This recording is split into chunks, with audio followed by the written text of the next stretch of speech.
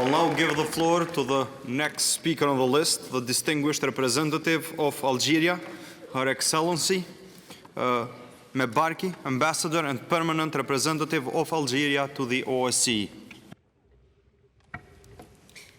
Monsieur le Président, Monsieur le Secrétaire général de l'OSCE, Mesdames, Messieurs, je suis honorée de conduire la délégation algérienne aux travaux de cette 26e session du Conseil ministériel de l'OSCE, dont l'excellente organisation mérite des félicitations au pays hôte, la Slovaquie. Cette année a été singulièrement riche en activités constructives au regard de l'importance des thématiques que nous avons examinées lors des 6 réunions du groupe de contact méditerranéen. Nous avons eu des consultations denses qui nous ont permis d'examiner plusieurs idées et suggestions tendant à repenser notre partenariat. Grâce, il faut le reconnaître, à l'impulsion qualitative donnée par l'Italie lors de sa présidence du groupe de contact en 2017. Nous nous félicitons de cette volonté politique qui a servi de fil conducteur pour les présidences suivantes, celle assumée par la Slovaquie et l'Albanie.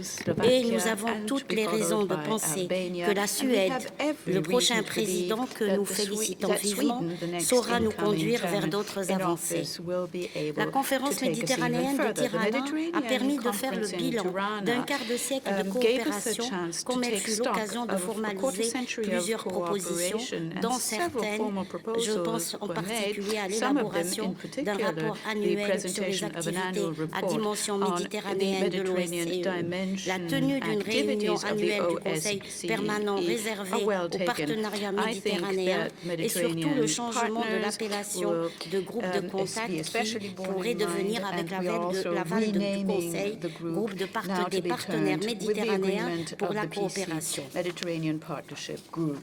Notre rendez-vous annuel au sein de ce Conseil offre l'occasion de tenter de tracer une feuille de route pour renforcer notre partenariat et faire face ensemble aux défis plus que jamais transnationaux. Comme l'a dit l'Italie, dobbiamo promuovere risposte condivise e fondate su un approccio olistico alle sfide poste da minacce transnazionali.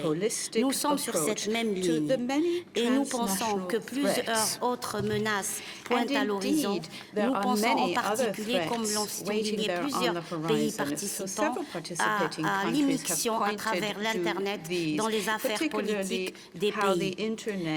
Je pense en particulier à notre propre pays. Le peuple algérien, comme vous le savez, a exprimé souverainement et pacifiquement ses aspirations légitimes à consolider l'état de droit et la bonne gouvernance dans un élan populaire, encadré et accompagné par les pouvoirs publics et les services de sécurité qui font preuve d'un sens élevé des responsabilités et de professionnalisme.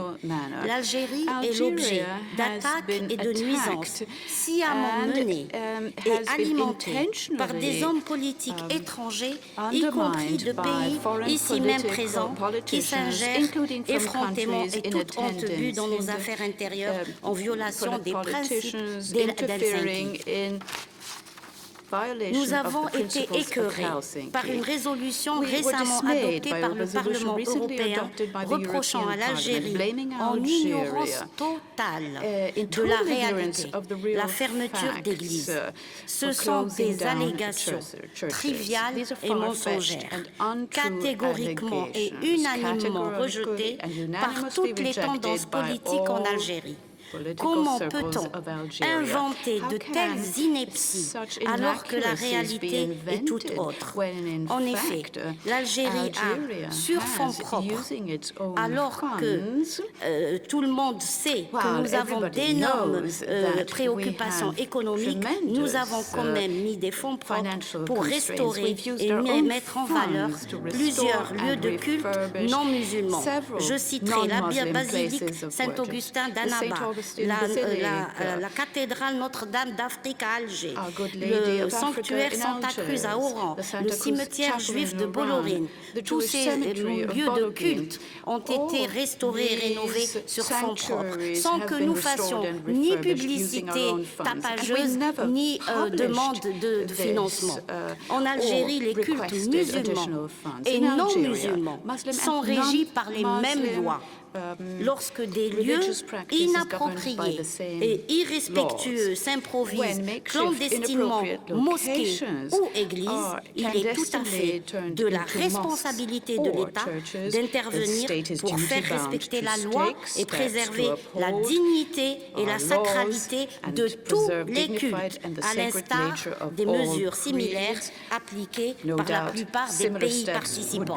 Nous-mêmes, nous constatons, aussi bien en Autriche ou dans d'autres pays, que lorsque des lieux inappropriés servent de lieux de culte, c'est normal, fermés.